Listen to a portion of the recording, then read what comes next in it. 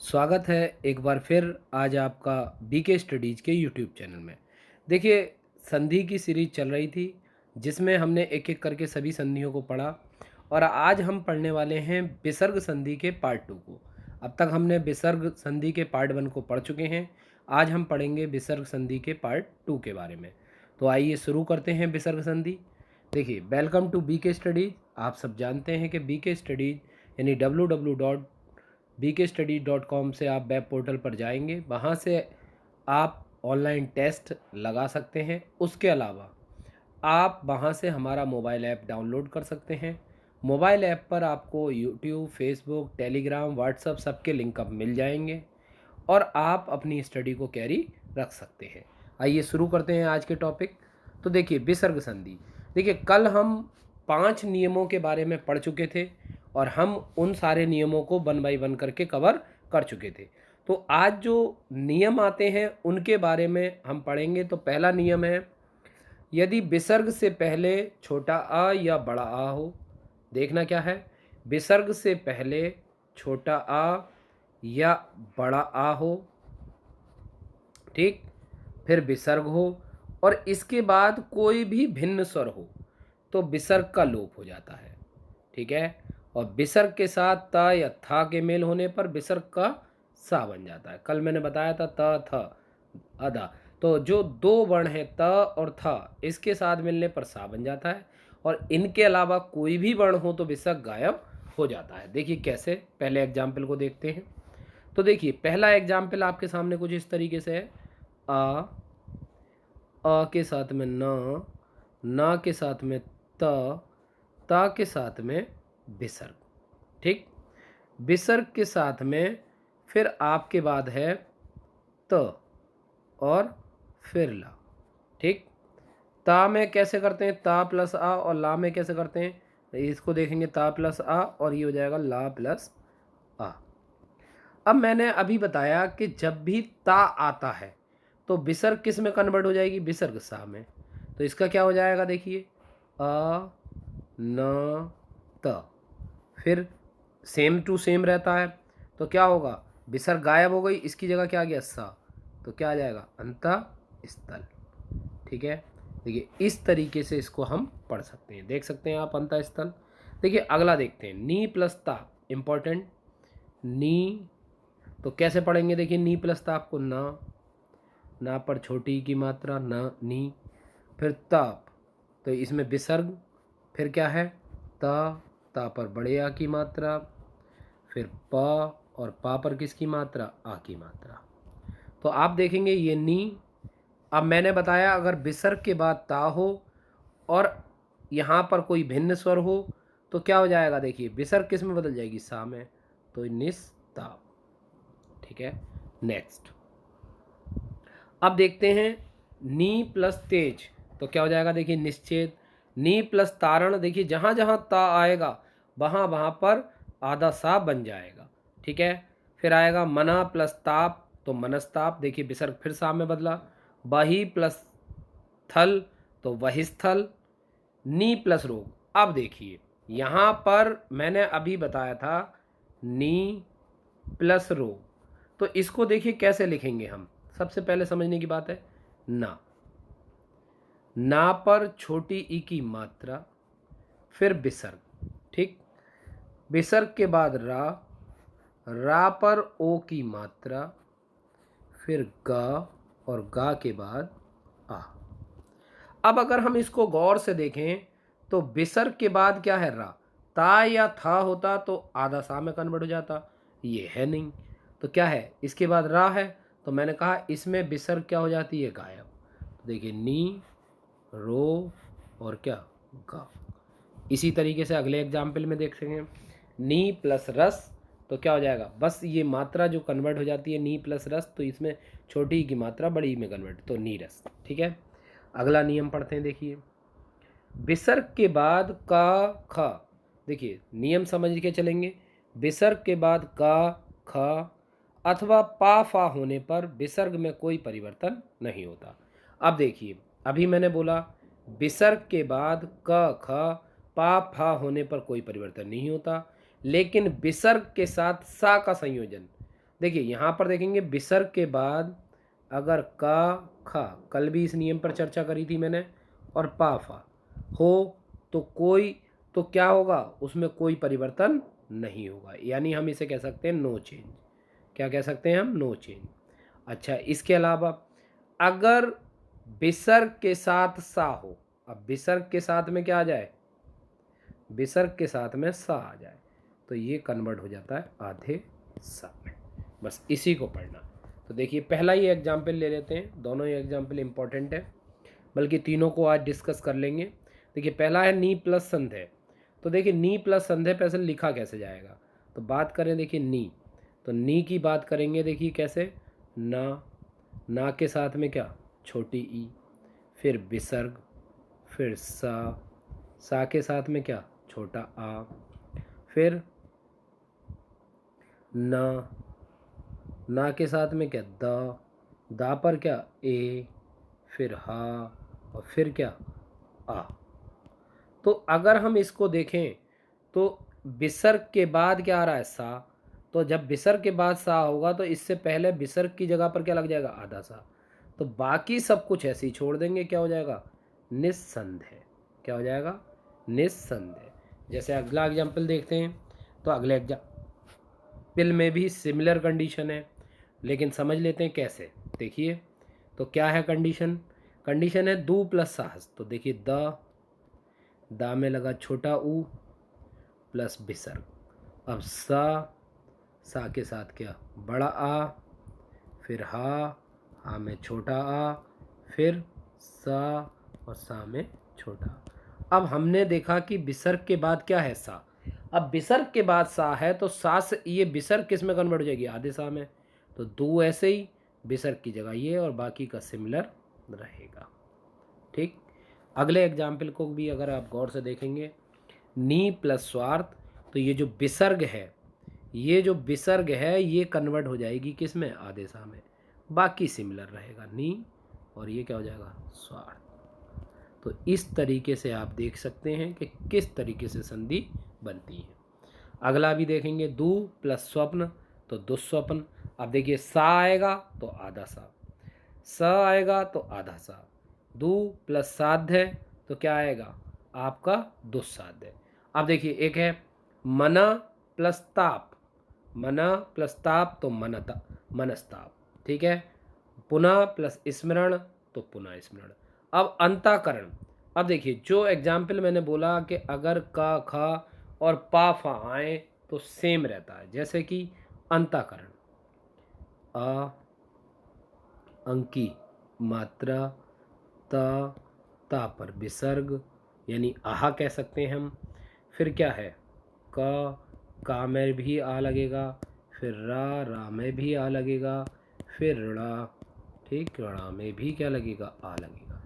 तो अगर हम यहाँ विसर्ग का संयोजन का से करते हैं तो क्या हो जाएगा, हमने बताया कि अगर विसर्ग के बाद क ख पा फा आए तो क्या होगा, विसर्ग ऐसे का ऐसा ही उतर जाएगा, अंताकरण। एक चीज़ का विशेष तौर पे ध्यान रखेंगे, कभी भी ये लाइन पड़ी रेखा हमें विसर्ग के ऊपर से होकर नहीं गुजरती, इस बात को याद रखेंगे। नेक्स्ट नियम देखें, नंबर 8। तो नंबर 8 में देखिए विसर्ग से पहले क्या है, ई व ऊ स्वर हो, और विसर्ग के बाद रा हो। विसर्ग से पहले छोटी ई व छोटा ऊ, तो कह सकते हैं छोटी ई व छोटा ऊ, और विसर्ग के बाद क्या हो, रा हो, तो संधि पर विसर्ग का लोप हो जाता है। देखिए का खा पा भा में विसर्ग का यूज़ करते थे हम, विसर्ग का यूज़ हो रहा था और संधि ऐसी की ऐसी लिखी जा रही थी, लेकिन यहाँ पर विसर्ग लोप हो जाएगी।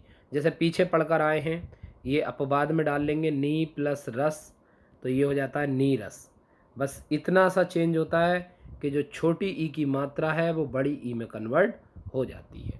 देखिए अब मैं दूसरा ओपन करके दिखाऊंगा, नीरस में पीछे कर, तो देखिए ना के साथ में क्या है, छोटी नी, फिर विसर्ग लिख दो या हा, फिर रा, और रा के साथ में क्या, आ, और आ के साथ में क्या, बा, और बा के साथ में भी क्या, आ।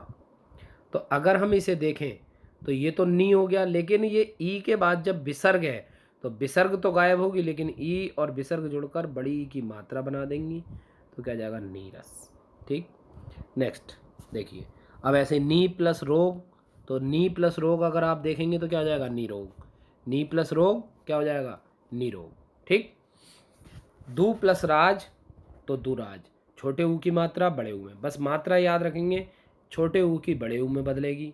ठीक है, चाहे तो इसे देख सकते हैं कैसे बनेगा, द प्लस ऊ, द प्लस ऊ प्लस विसर्ग प्लस रा प्लस बड़ा आ और प्लस ज और प्लस आ। तो मैंने बताया जब ऊ के साथ विसर्ग आएगी तो बड़े ऊ की मात्रा में बदल जाएगी, तो क्या आएगा दूराज। ठीक, इसी तरीके से आगे के आप कर सकते हैं, जैसे कैसे कर सकते हैं, नी प्लस रज नीरज, नी प्लस रंध नीरंध्र, चक्षु रोग, चक्षु प्लस रोग तो विसर्ग गायब, चक्षु रोग, दू प्लस रम्य तो दुरम्य। तो याद रखेंगे, इस तरीके से वर्ण बना सकते हैं। अब आते हैं नियम 9 पर। किस पर आते हैं, नियम 9 पर या 9 पर। देखिए, विसर्ग से पहले आ स्वर हो, समझने की कोशिश करना, विसर्ग से पहले आ स्वर हो। ठीक, तथा आ स्वर हो और विसर्ग के साथ आ के अतिरिक्त अन्य स्वर के मेल पर विसर्ग का लोप हो जाता है। अब यहाँ पर जो हो जाएगा वो अन्य स्वर हो जाएगा, यहाँ पर क्या होगा अन्य स्वर, जैसे अता प्लस एब को हम देखेंगे आ, ठीक, प्लस ता, ता में आ और आ में क्या विसर्ग। ठीक, विसर्ग के बाद ए और फिर क्या वाह, ए में देखिए अभी छोटा आ लगेगा, फिर बा, बा में भी क्या लगेगा आ। तो अगर हम इसको देखें, इससे पहले क्या आ रहा है, इससे पहले आ रहा है, अगर विसर्ग से पहले देखें तो छोटा आ रहा है, विसर्ग के बाद देखें तो अन्य स्वर आ रहा है, तो इसका मतलब क्या है कि विसर्ग गायब हो जाएगी, तो क्या हो जाएगा अतएव। जैसे अगला देखते हैं, मना प्लस छेद, मना प्लस छेद तो मनुच्छेद। तो देखिए कैसे ये चेंज होगा, ये बात याद रखना है। तो देखिए मना प्लस छेद का देखेंगे तो यहाँ पर याद रखेंगे कि कैसे देखना है, मना मा के साथ में आ, ना के साथ में आ और आ के साथ में विसर्ग, प्लस उच्छेद ऊ, फिर चा, फिर छा और छा के बाद ए, दा और दा के बाद में आ। तो अगर हम इसे देखेंगे तो इससे पहले आ है और इसके बाद अन्य स्वर है, तो विसर्ग गायब हो जाएगा, क्या बन जाएगा मनुच्छेद, मनुच्छेद। तो इन बातों को आपको ध्यान रखना है। जैसे पया प्लस आदि पयादि, पय प्लस आदि पयादि, तता प्लस एव ततेव, तो इसको भी देख लें, तता प्लस एव ता आ, प्लस त प्लस आ प्लस विसर्ग और ए और प्लस बा और प्लस क्या आ। अब देखिए फिर वही कंडीशन, विसर्ग से पहले आ और विसर्ग के बाद अन्य स्वर, तो विसर्ग गायब हो जाएगी, क्या बन जाएगा ततः। ठीक है, इस तरीके से आपके ये हो जाएगा। नेक्स्ट नियम, लास्ट नियम देखते हैं, विसर्ग से पहले आ, विसर्ग से पहले क्या हो आ। ठीक, आ स्वर हो विसर्ग के बाद, अभी मैंने बताया था या तो आ हो या फिर तीसरा चौथा पांचवा घोष वर्ण, तीसरा चौथा पांचवा घोष वर्ण हो स्पर्श व्यंजनों का, तो वहाँ पर और साथ में अंतःस्था, अंतःस्था या हम जिसे कहते हैं घोष वर्ण। तो घोष वर्ण में देखिए क्या आता है, घोष वर्ण में या रा ला वा हा भी आते हैं, में से कोई वर्ण हो तो वहाँ पर विसर्ग के स्थान पर ओ आ जाता है, जहाँ भी घोष होता है वहाँ पर ओ आ जाता है। देखिए कैसे, पहला ही एग्जाम्पल आप देखने वाले हैं, तो देखेंगे माँ प्लस आ, ठीक, न प्लस आ प्लस विसर्ग, फिर आ, फिर भा, भा के साथ में ई, फिर ला के साथ में बड़ा आ, फिर शा और सा के साथ में भी क्या, बड़ा आ। तो इस तरीके से आप देख सकते हैं इसको ब्रेक करके। अब जब हम देखते हैं तो क्या होता है, देखिए विसर्ग से पहले आ और विसर्ग के बाद भी आ, तो मैंने क्या बताया था, आ का ओ हो जाता है, तो क्या होगा, देखिए माँ न तो ओ, भी लाशा, फिर बाद में ये ऐसे।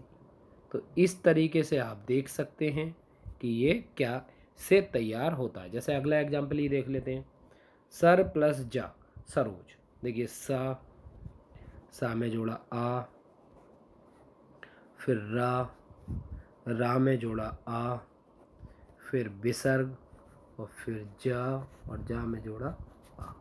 अब मैंने देखा च छ ज, तो वर्ड तीसरा है, यानी कैसा है, सघोष। तो यानी कि विसर्ग के बाद सघोष वर्ण हो, पहले छोटा आ हो, तो ये ओ में बदल जाएगा, तो क्या हो जाएगा, सरोज। क्या बन जाएगा, सरोज। इस बात को विशेष तौर पर, जैसे बया प्लस वृद्ध, तो विसर्ग बदल जाएगी ओ में, क्योंकि यहाँ पर बा है, प फ ब भ, या रा ला वा। अब या रा ला वा मैंने बताया किस में आएंगे। फिर यशा प्लस धरा, तो त थ द ध चौथा वर्ण है, तो ता के बाद जो विसर्ग है वो किस में बदल जाएगी, ओ में। मना प्लस योग, तो विसर्ग किस में बदल जाएगी, ओ में। अधा प्लस भाग, तो विसर्ग किस में बदल जाएगी, ओ में। तपा प्लस बल, तो विसर्ग किस में बदल जाएगी, तपोबल। मना प्लस रंजन, तो विसर्ग किस में बदल जाएगी, ओ में, मनोरंजन। मना प्लस अनुकूल, मनोनुकूल। याद रखें ये मनोनुकूल होता है, तो इस बात का विशेष तौर पर ध्यान रखेंगे, कई जगह मनोकूल दे देंगे, तो याद रखेंगे अगर पेपर में कभी आ जाता है मनोनुकूल और एक आता है मनोकूल, तो याद रखना सही ये वाला होगा और ये वाला क्या होगा, गलत। आगे बढ़ते हैं, मना प्लस हर, तो मनोहर। तपो प्लस भूमि, तो तपा प्लस भूमि यानी तपोभूमि।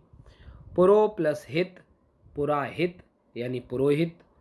यशो यानी यशा प्लस दा, तो यशोदा। अधा प्लस वस्त्र, तो अधो वस्त्र। अब आते हैं विसर्ग संधि के अपवाद, तो अपवादों पर चर्चा करनी जरूरी है। देखिए वहाँ पर क्या था कि विसर्ग, अगर विसर्ग हो और उसके बाद स्वर आए तो विसर्ग गायब हो जाना चाहिए था, लेकिन यहाँ पर विसर्ग के बाद क्या आता है, विसर्ग के बाद रा में कन्वर्ट हो जाता है। देखिए पा के साथ में ऊ के साथ में ना के साथ में आ, और आ के साथ में क्या, विसर्ग। अब विसर्ग के बाद जो आता है आपका आ, फिर बा, और बा पर भी क्या लगा होगा, आ। फिर ला, और ला पर क्या लगा होगा, ओ। फिर का, और का के पे क्या लगा होगा, आ। फिर ना, और ना पर क्या लगा होगा, आ। तो इस तरीके से आप देखते हैं। अब मैंने बताया कि वहाँ पर न विसर्ग गायब हो जाती है, लेकिन यहाँ पर विसर्ग किस में बदल रही है, रा में, तो क्या हो जाएगा, पुनर्वलोकन। जैसे अगला एग्जाम्पल भी देख सकते हैं, पुनः प्लस ईक्षण, तो पुनः प्लस ईक्षण को कैसे देखेंगे, तो देखिए प प्लस ऊ, ना प्लस आ प्लस विसर्ग, फिर ई, फिर छ, तो छा कैसे बनता है, का, शा और आ, ठीक, प्लस क्या है, ड़ा, तो ड़ा और आ। तो इस तरीके से आप देख सकते हैं। अभी बताया कि अगर विसर्ग आ रहा है तो रा में कन्वर्ट हो जाएगा, तो क्या हो जाएगा, पुनरीक्षण। क्या हो जाएगा, पुनरीक्षण। ऐसे ही पुनः प्लस उद्धार, पुनरुद्धार, क्योंकि रा जुड़ जाएगा। पुनः प्लस निर्माण, पुनर्निर्माण, तो रा जुड़ जाएगा। अंता प्लस द्वंद्व, अंतर्द्वंद।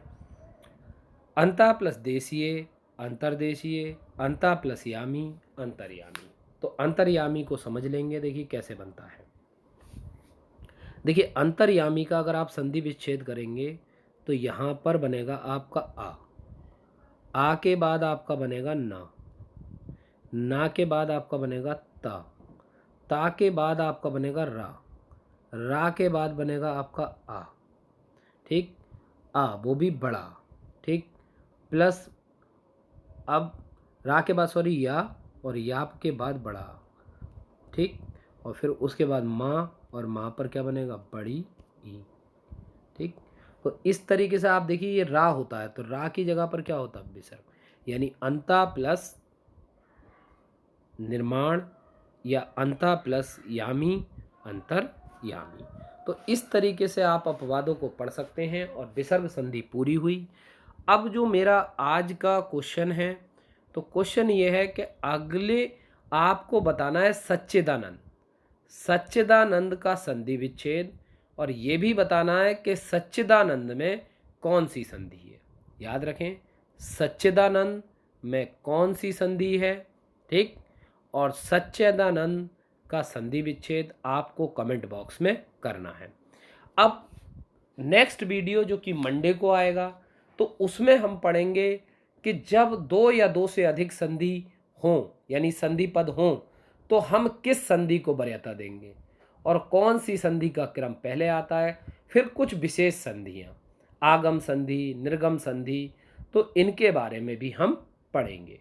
लेकिन उसके लिए आपको लगातार बने रहना होगा, कॉन्सेप्ट वाइज क्वेश्चन आ रहे हैं उनको पढ़ते रहना होगा।